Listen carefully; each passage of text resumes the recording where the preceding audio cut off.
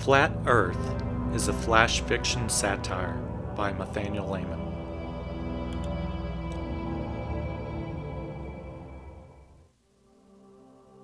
Levi Sleeve was a somber, serious young man.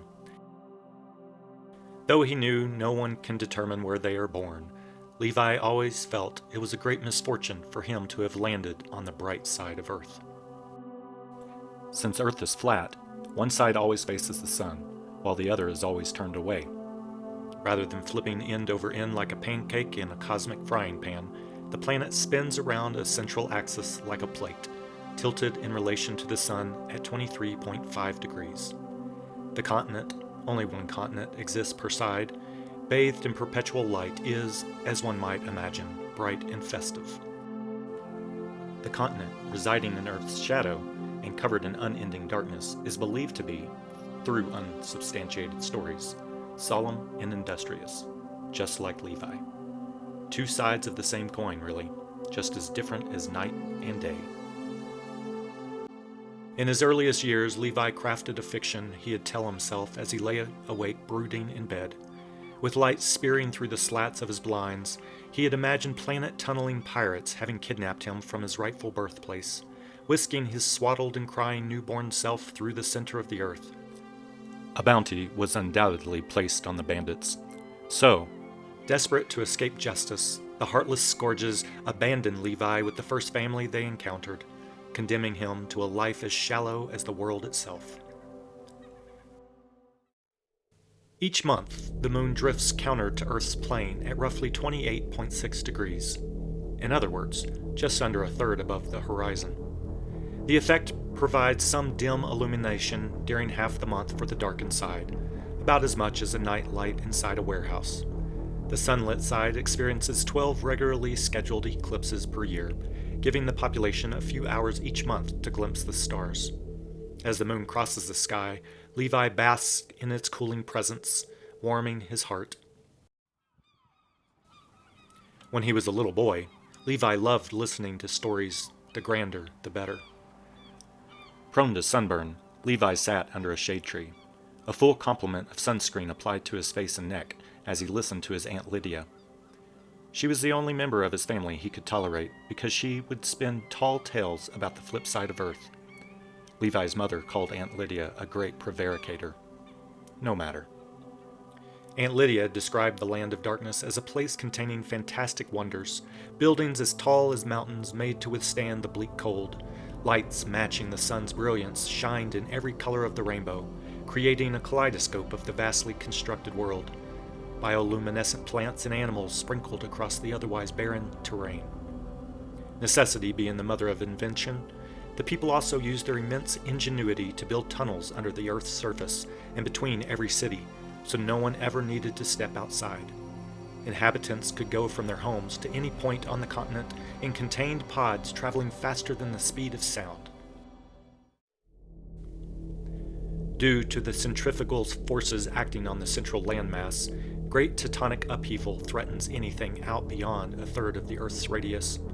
The further one travels, the greater one feels the spinning planet's apparent push. Though land covers about 24% of the planet, only about 11% is habitable. Violent oceans roil over the remaining outer circumference. It is both a no-man's land and an adrenaline junkie's paradise. However, even the most insane adventurers have their limits, and nobody has ever traveled beyond the border of broken islands. Levi is not one for boundaries. He prepares himself for a journey to end all journeys. He first secures a sturdy, encapsulated vessel he believes capable of withstanding the churning seas. He then creates the warmest clothes he can by stitching together layered materials. Finally, he packs a couple months' worth of non-perishable food and water. He sets sail the morning following one last eclipse, telling the moon he will see it on the flip side, telling his parents nothing. The initial week is slow going as he maneuvers around the continent's detritus of rocky outcroppings. Passing the terrestrial demarcation line, however, he feels the forces forever pushing outward take over. Over the following week, his vessel picks up speed, racing to the edge of the world. Then one day, Levi feels everything drop out from under his feet. Gravity recaptures him and his craft after a minute or two of being suspended in space, his inertia bleeding off. Levi hypothesized that the ocean's thinning at the outer margins would cause his trajectory to arc over the Earth's lip before hooking him to the other side. He is pleasantly surprised to discover he had calculated correctly. Levi's first month on the dark side is simply grueling as he pushes his motor to its limits, countering the same forces which had made his journey out so quick and simple. He eventually reaches the broken ice floes ringing the continent, and forced to continue over land, transfers his supplies to a sled.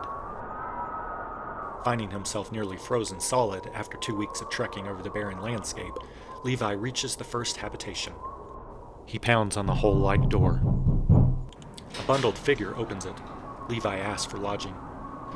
"No services until Monday," the man barks. He sees small flickering lights along the walls, making the inside slightly brighter than the outside. Levi just wants shelter from the wind, so he agrees. An old woman snores from a ratty couch nearby as Levi pays and receives a large square key. He shuffles to the end of a very long hallway, his fingers so stiff he can barely hold, much less turn the key. Levi discovers that, in addition to no services, his room is empty of furniture, just a sink in the corner. He drops down along the wall to the bare floor. Wrapping a blanket around his shoulders and lighting a candle to keep him company, Levi says to himself, "Well, this sucks."